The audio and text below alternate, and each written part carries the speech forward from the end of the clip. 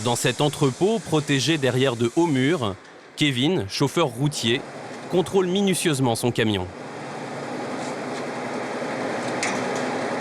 En Papouasie, une simple panne peut avoir des conséquences dramatiques.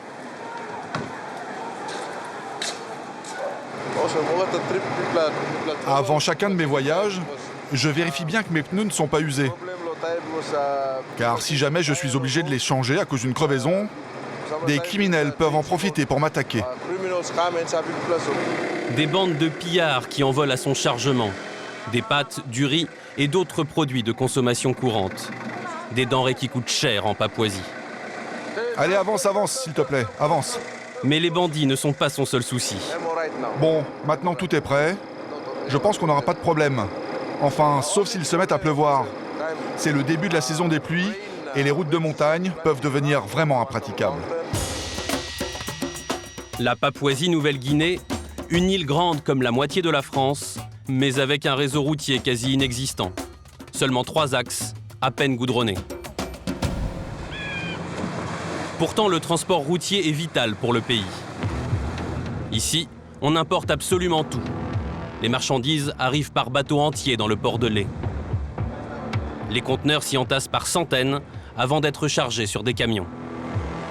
Comme eux, Kevin emprunte l'une des routes les plus dangereuses, la Highland Highway. Les camionneurs prêts à affronter cette route sont rares.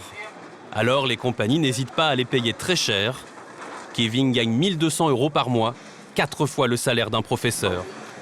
Son employeur lui fournit aussi son logement, une belle maison dans un quartier coté, où il vit avec sa femme et ses 4 enfants. Vous voyez souvent vos enfants? Je les vois seulement une fois par semaine. Le reste de ma vie, je le passe sur la route. La plupart des chauffeurs, ils conduisent sans jamais penser à leur femme. Mais mon mari, lui, il prend soin de nous. Quand il est sur la route, il nous appelle régulièrement pour savoir si nous allons bien. Quand il revient, il passe du temps avec les enfants, il m'aide, alors je suis heureuse. Et quand il appelle et qu'il dit que tout va bien, je dis merci. Kevin passe plus de 60 heures par semaine au volant de son camion.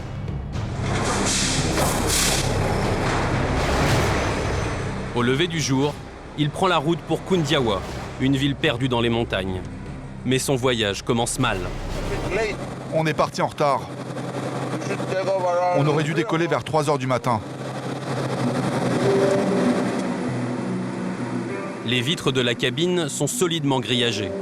Sur la highway, c'est indispensable. On met ça pour se protéger des gens qui s'amusent à nous jeter des pierres sur la route. Parfois, ils arrivent à atteindre le pare-brise ou les fenêtres. Sans cette protection, les vitres voleraient en éclats.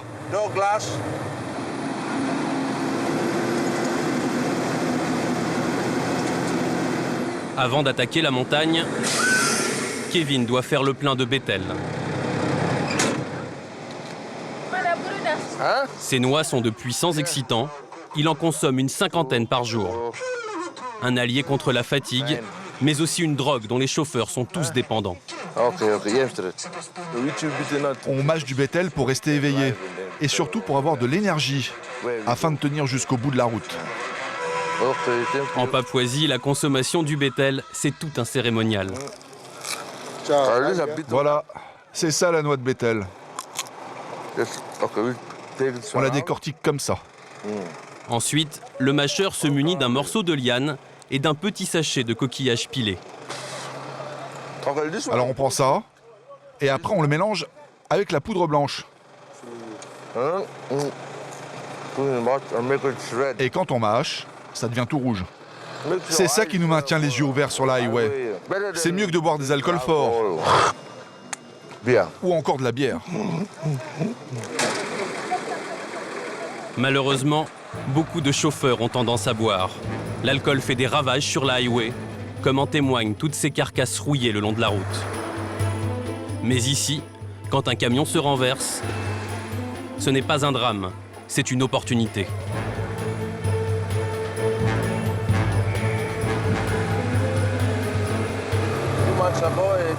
Il y a 2 mois, il y a eu un accident ici. Les gars de Young Creek sont venus et ils ont défoncé le conteneur à coups de hache. Et ils ont volé toute la cargaison. Nous sommes dans une zone encore sauvage. Il y a seulement 50 ans, les tribus guerrières de ces montagnes vivaient totalement coupées du monde.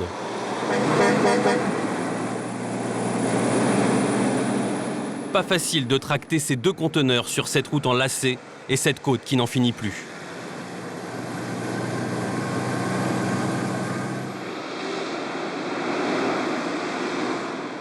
Kevin fait tout pour ménager son moteur, alors que la route se dégrade toujours un peu plus. Les parties goudronnées deviennent rares.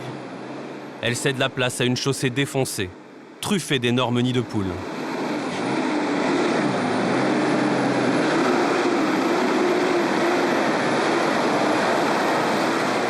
C'est le pire passage ici? Pas encore, pas encore. La partie qui nous attend là-haut est terrible. On va vraiment être secoué dans tous les sens.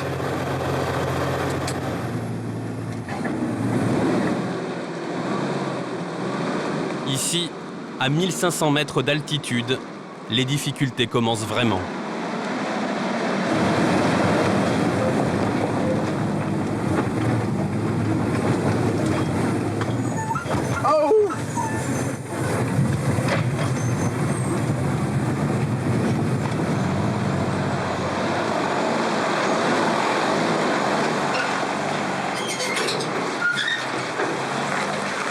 Arrivé au premier col, il faut maintenant affronter la brume.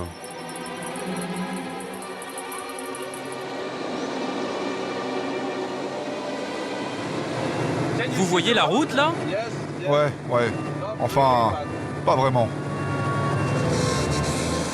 Le brouillard dissimule tout. Les trous, mais aussi les autres véhicules.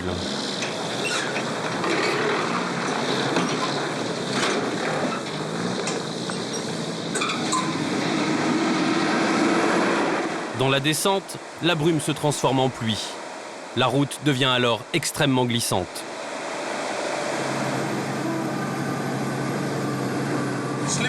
Ça glisse. Alors je suis obligé d'utiliser le frein moteur. Quand c'est mouillé comme ça, les freins ne servent à rien. On risque de finir dans la rivière. En contrebas, un ravin de plusieurs centaines de mètres. Avec ses 36 tonnes qui poussent à l'arrière, Kevin doit négocier chaque virage pour ne pas se laisser emporter.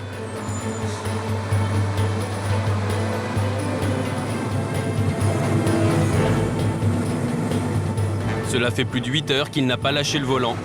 Il a du mal à rester concentré.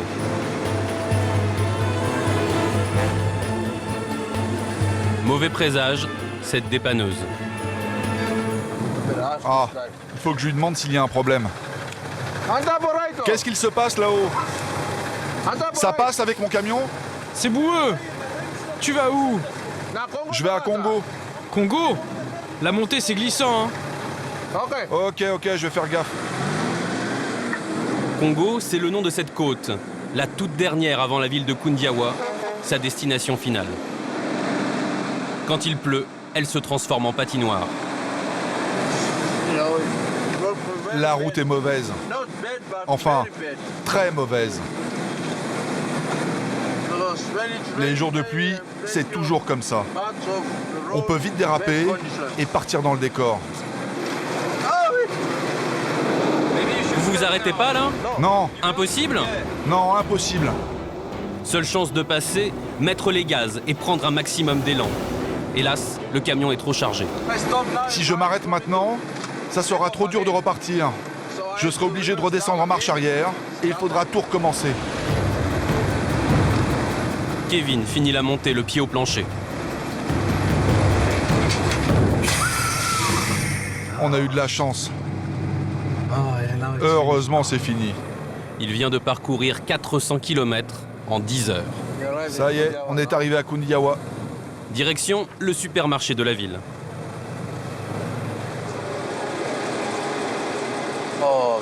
Je suis crevé.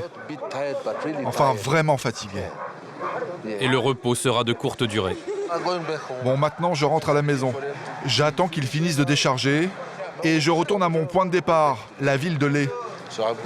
Là-bas, il y a ma femme et mes enfants. Et ils vont prendre soin de moi. Parce qu'ils savent ce que j'endure sur la route.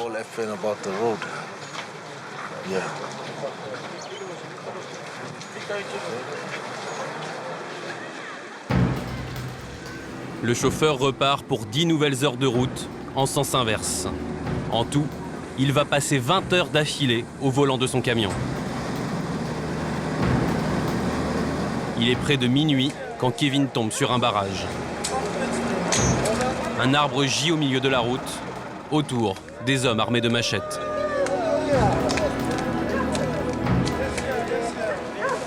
On est juste des villageois. On dégage l'endroit pour que les véhicules puissent passer. Car avec les fortes pluies d'hier, cet arbre est tombé. Si on fait pas ça, vous seriez obligé d'attendre les ouvriers de la province. Ça prendrait bien 6 à 8 heures avant qu'ils arrivent. Bien sûr, tout travail mérite salaire. Et la bande n'est pas prête à travailler gratuitement. Pour nettoyer cette route, bien sûr, on va demander de l'argent. Les gens nous payent et après ils peuvent passer. Kevin, lui, n'est pas vraiment dupe. À mon avis, c'est eux qui ont fait tomber l'arbre sur la route.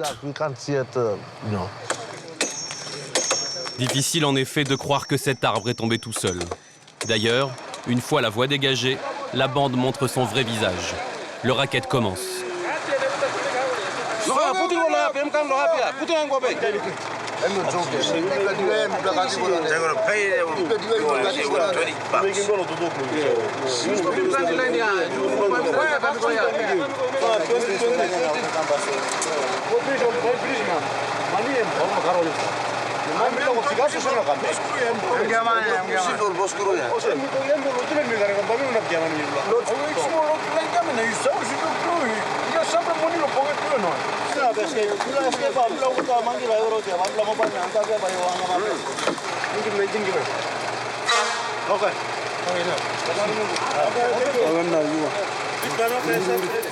Détail amusant, c'est l'arbre qu'ils ont eu tant de mal à débiter, qui sert maintenant de barrière de péage.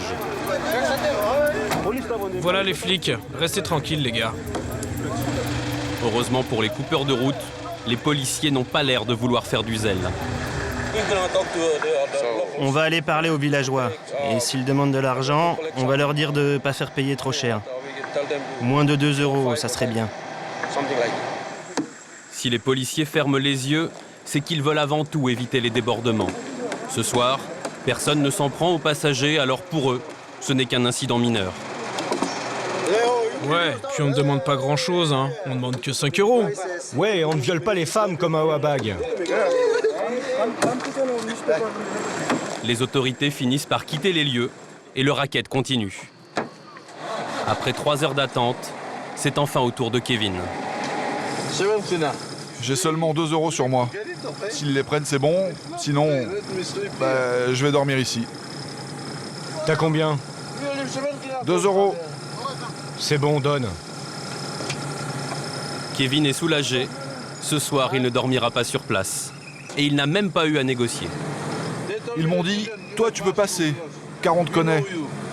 Mais ils connaissent surtout la compagnie pour laquelle ce chauffeur travaille. Ici, même les bandits évitent de s'en prendre au camion vert de la TNA, une société connue et respectée dans toute la région.